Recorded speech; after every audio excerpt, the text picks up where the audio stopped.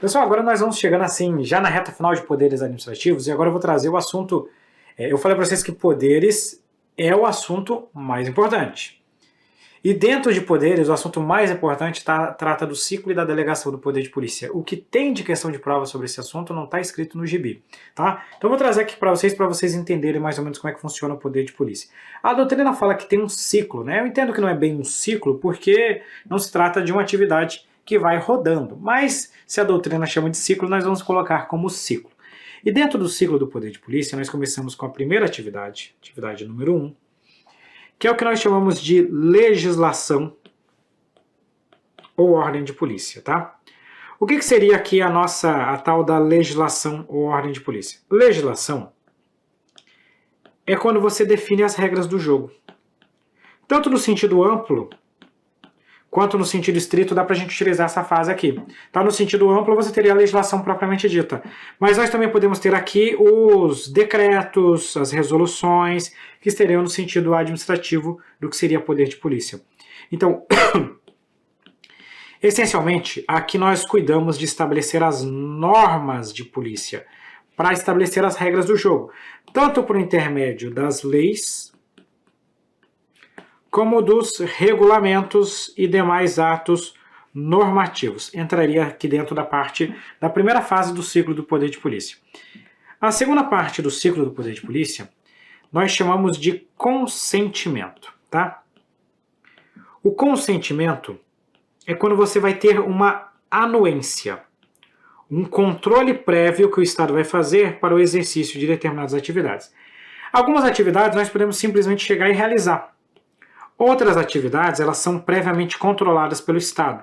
Então, para exercê-las, essa atividade somente será legítima se previamente houver uma anuência do poder público. Por exemplo, você pode atender a todos os requisitos legais para dirigir, mas primeiro você precisa da licença para dirigir. Essa anuência acontece por intermédio das licenças e também por intermédio das autorizações. Genericamente falando, licenças e autorizações são chamadas de alvarás. Tá? Então, alvará de funcionamento é uma licença. Autorizações é uma licença. Qual que é a diferença desses dois atos? É que a licença é vinculada. Então, se você atender aos requisitos legais, a administração pública é obrigada a te conceder a licença. Por isso que ela é um ato... Opa, calma aí que deu um chafúrdio aqui. Por isso que a licença é um ato vinculado. Você tem direito à licença, o Estado não pode te negar. Já a autorização, você pode atender aos requisitos legais, mas o Estado pode negar, porque ela é discricionária. É o que acontece, por exemplo, numa autorização para compra de arma de fogo.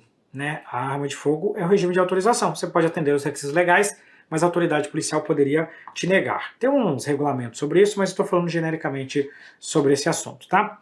Avançando mais um pouquinho, eu vou colocar aqui o item 3. Tá? O item 3, a próxima fase, é a nossa fase de fiscalização.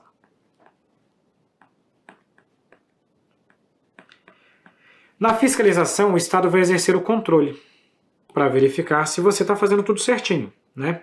Então, por exemplo, você foi lá e obteve a licença para dirigir.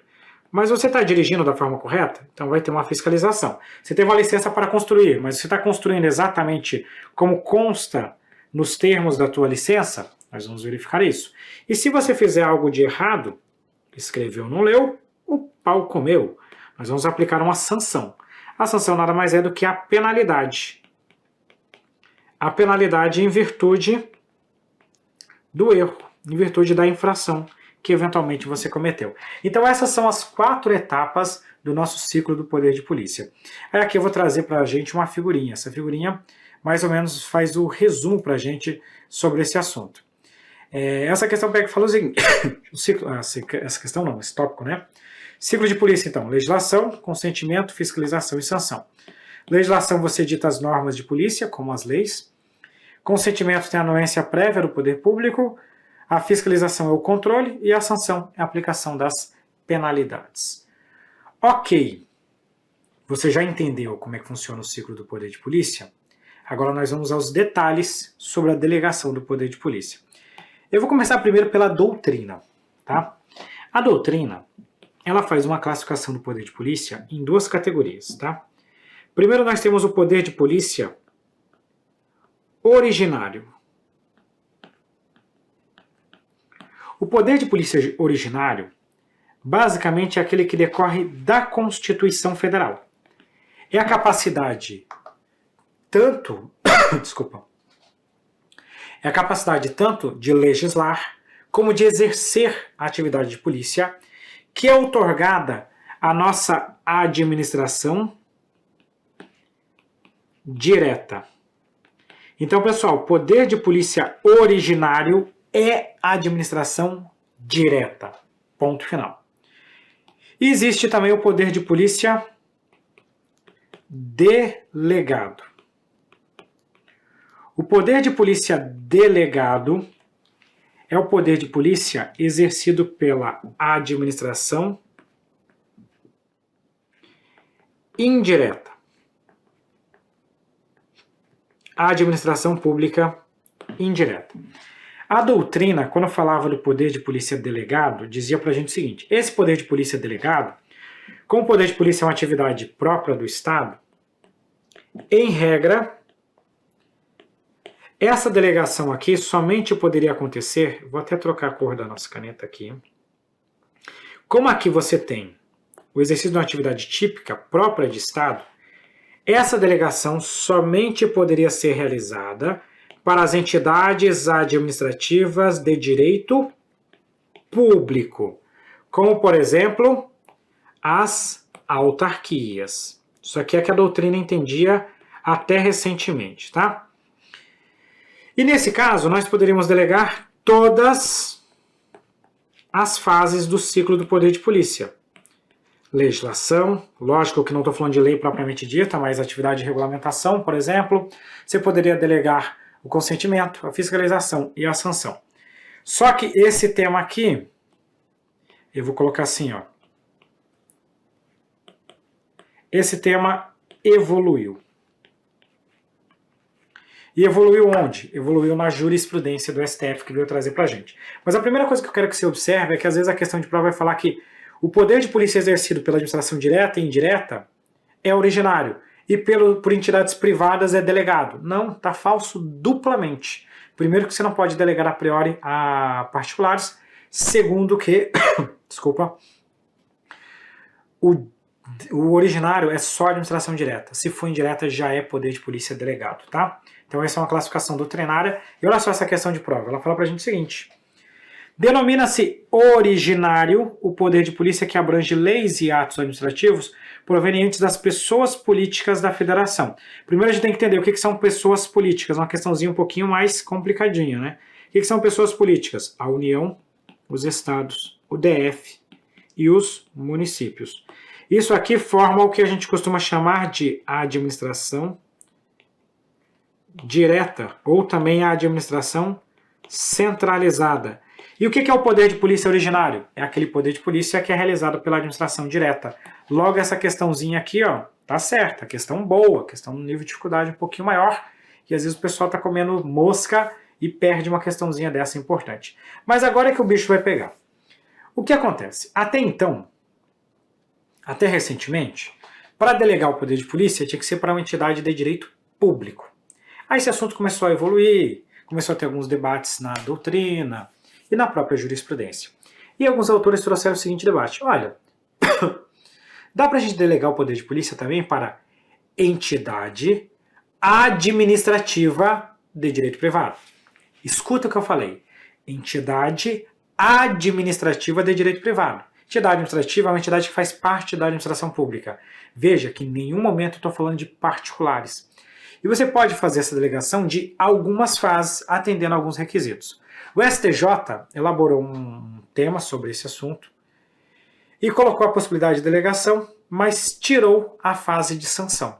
Esse assunto chegou no STF, o STF chegou e admitiu a delegação, mas deixou a sanção. O único que os dois deixaram de fora é a atividade de legislação. Vou explicar para vocês com essa tese aqui. E essa tese cai muito em questão de concurso público. Olha só. É constitucional, olha o que o STF está falando, é constitucional a delegação do poder de polícia. Essa delegação acontece por meio de lei.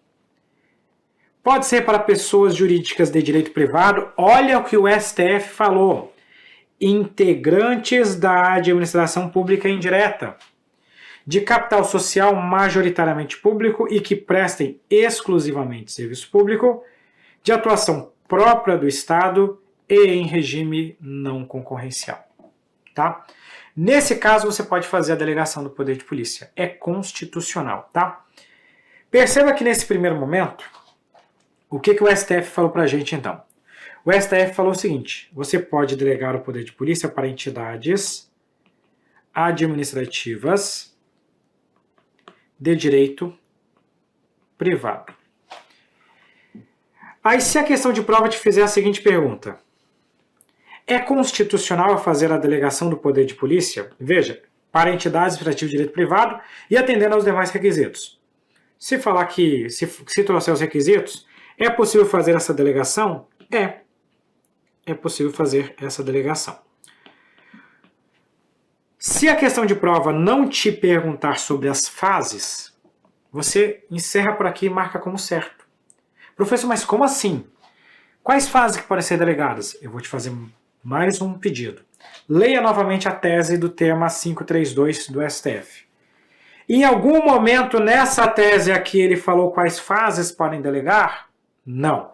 Ele só falou que é constitucional a delegação do poder de polícia nessas condições, sem debater a fase. Então, se a questão de prova te perguntar se é constitucional a delegação e atender aos requisitos que ele colocou, é. Perguntou da fase? Não. Aí você só marca certo e ignora esse ponto. Porque a tese não entra no debate sobre as fases. Agora, se a questão de prova te fizer a seguinte pergunta. É constitucional a delegação do poder de polícia de todas as fases? Se ela te perguntar assim, de todas as fases, pode? Não, não pode. Isso aqui estaria errado. Esse trecho aqui estaria errado. Por quê? Porque aí agora a gente teria que entrar no acórdão. Agora a gente teria que sair dessa tese e ler o acórdão inteiro. No acórdão, o STF pega e fala pra gente o seguinte. Ele pega e diz que é constitucional a delegação das fases de consentimento, de fiscalização e de sanção de polícia. Em nenhum momento ele fala que é possível. Na verdade, o STF pega e fala claramente que não pode delegar a ordem. A ordem, nas palavras do ministro relator, ministro Luiz Fux, é absolutamente indelegável. Claro que ele está falando aqui para uma entidade administrativa de direito privado. Se for autarquia, pode delegar, se não for para legislar, né? Se for para estabelecer regulamentos. Mas se for entidade administrativa de direito privado, só pode consentimento, fiscalização e sanção. Então, se a questão de prova trouxer sobre o debate, falar consentimento, fiscalização e sanção, você marca certo. Tem caído muito questão de concurso público e eles tentam confundir com essa parte final aqui da sanção. E agora a gente já sabe que essa parte também pode delegar. Como é que ficou o resumo de tudo isso aqui, tá? Quando nós vamos falar da delegação do poder de polícia, então nós temos que começar com o seguinte ponto. O STF admitiu a delegação do poder de polícia para entidades administrativas. Entidade administrativa é uma entidade que faz parte da administração pública. E aí ele trouxe para a gente dois casos. Nós temos duas categorias de entidade administrativa. Se for entidade administrativa de direito público, o que é uma entidade administrativa de direito público? Por exemplo, uma autarquia. Se for uma autarquia, você pode delegar todas as fases. Um aluno pegou e me perguntou uma vez, professor, mas inclusive a legislação? É claro que quando eu falo que você pode delegar a legislação, é dentro do que a autarquia pode exercer. A autarquia não vai editar uma lei, mas tipo um regulamento, alguma coisa do tipo, ela pode fazer. Tá? Então todas as fases nesse sentido. Tá? Beleza. E se for entidade administrativa de direito privado. Se for entidade administrativa de direito privado, por exemplo, eu vou colocar um exemplo aqui das empresas estatais.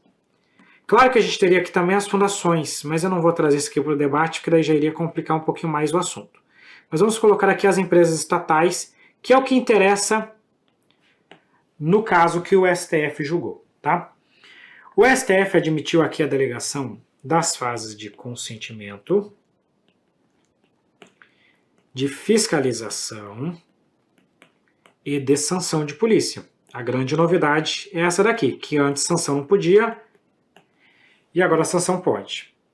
Mas para fazer essa delegação, o STF colocou alguns condicionantes. Ele falou o seguinte, pode fazer a delegação desde que nós observemos os seguintes requisitos. Quais são os requisitos aqui que o STF coloca para a gente? 1. Que essa delegação aconteça por lei. Tem que ter uma lei, tá? Esse é o primeiro ponto.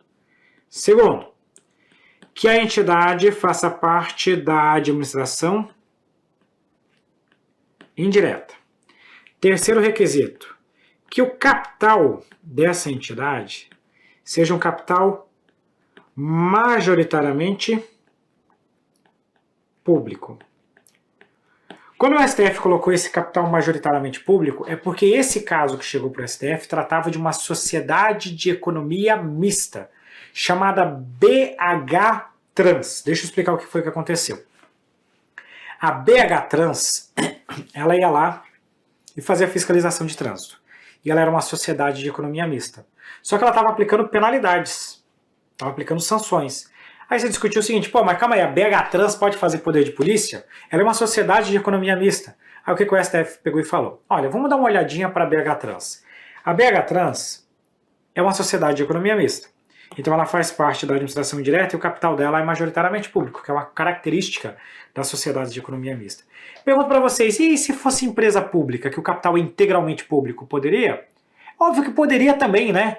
É o famoso quem pode mais, pode menos. Se o majoritariamente pode, é óbvio que o integralmente também pode.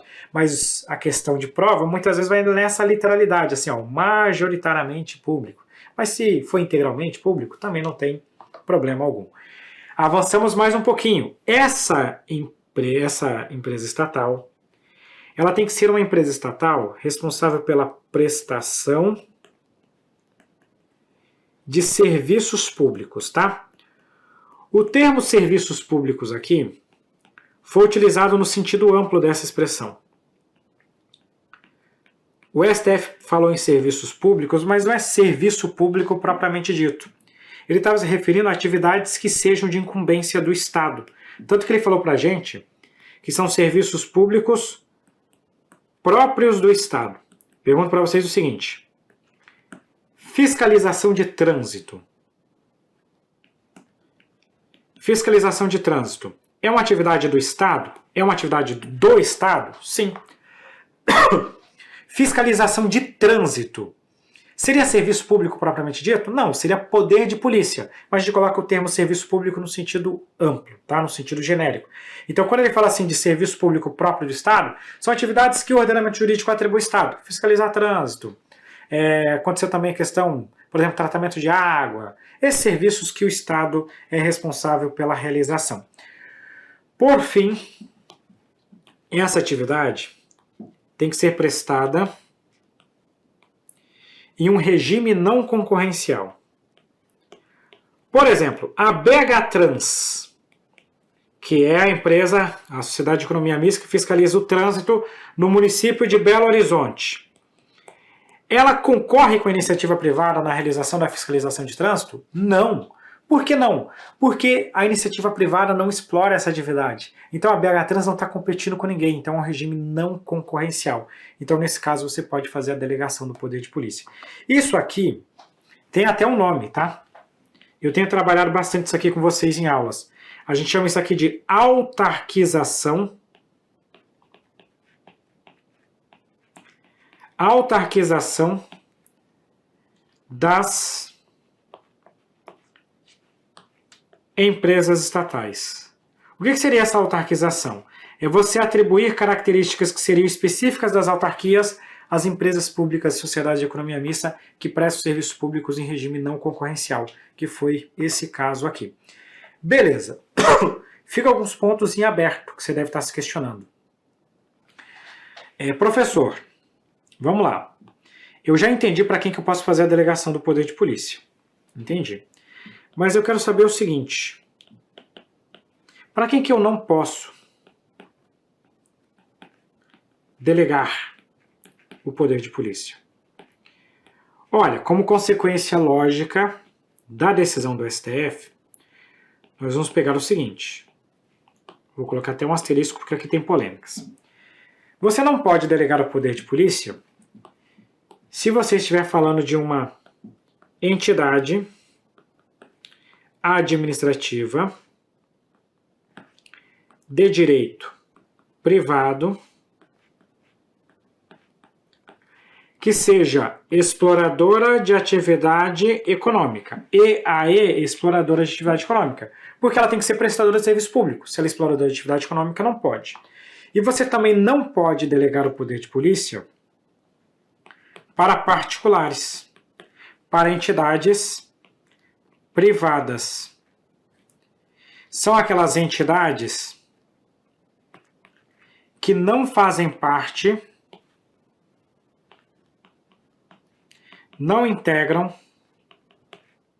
a administração pública. Para essa aqui você não pode fazer a delegação do poder de polícia. Esse tema aqui, por que eu coloquei um asterisco? Porque sempre tem uma polêmicazinha aqui, ali e acolá, né?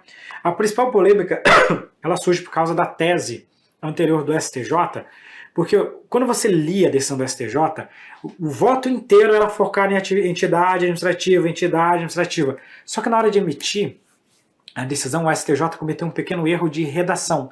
Ele colocou pessoas jurídicas de direito privado, como se fosse qualquer pessoa jurídica de direito privado. Aí o povo generalizou, passou a dizer que poderia delegar para entidade privada, mas não existe em decisão do STF isso, e do próprio STJ, apesar de ele dar a entender isso, não é isso que ele quis dizer, tá?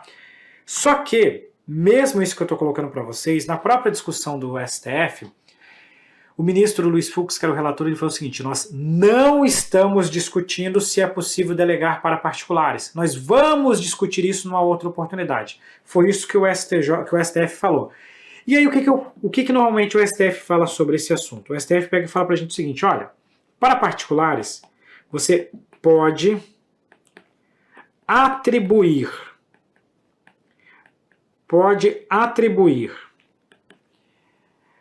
atividades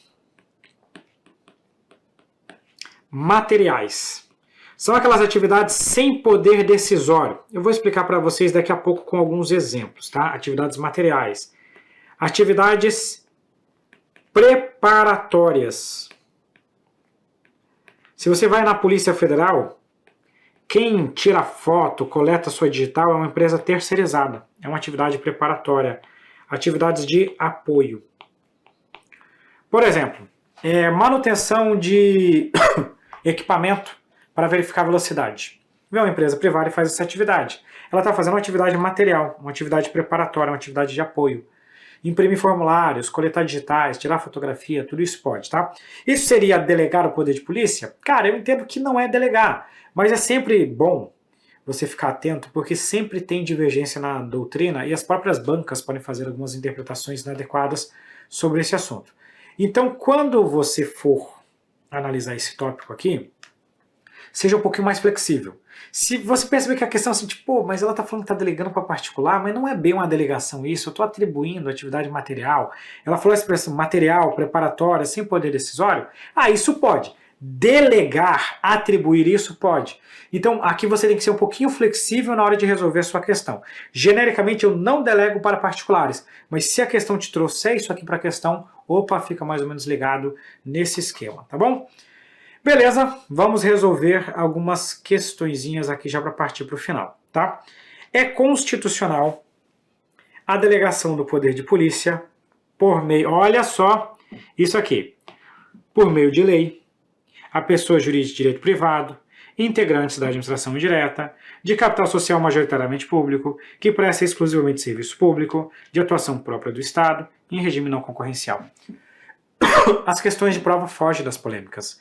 As questões de concurso público, elas pegam essa tese aqui, copiam e colocam na prova. Pega o caso de uma sociedade de economia mista, que foi o caso que gerou essa decisão do STF, e joga na prova. É sem polêmica. Então você não precisa se preocupar. Não precisa ficar procurando cabelo em ovo. Guarda o ponto. Porque o problema, onde o aluno confunde, professor, eu não entendi. Você não entendeu porque você fica no e se? E se? Não é e se. É o que está na tese. O que não está na tese não cai em prova. O que está na tese é constitucional, a delegação do poder de polícia, por meio de lei, a pessoa jurídica de direito privado, integrantes da administração indireta, de capital social majoritariamente público, que preste exclusivamente serviço público de atuação própria do Estado, prestado em regime não concorrencial. É isso que cai na sua questão de concurso público. Perfeito? Com isso, esse quesito está devidamente correto. E a próxima questão. O poder de polícia administrativo é indelegável a particulares. Olha, aqui teria uma polêmica. Eu entendo que não é delegável, né? Então essa parte até estaria certa, mas o problema é que ele fala assim, ó, que ele não é delegável entre órgãos públicos. Entre órgãos públicos eu posso delegar sim. Inclusive tem muito caso de delegação de poder de polícia de trânsito, disso, daquilo. Então esse trecho final absolutamente torna a questão errada, tá? E com isso nós acabamos esse tópico que tratamos do poder de polícia e especialmente da delegação do poder de polícia. Um grande abraço para todos vocês, fiquem com Deus e até a próxima. Tchau, tchau!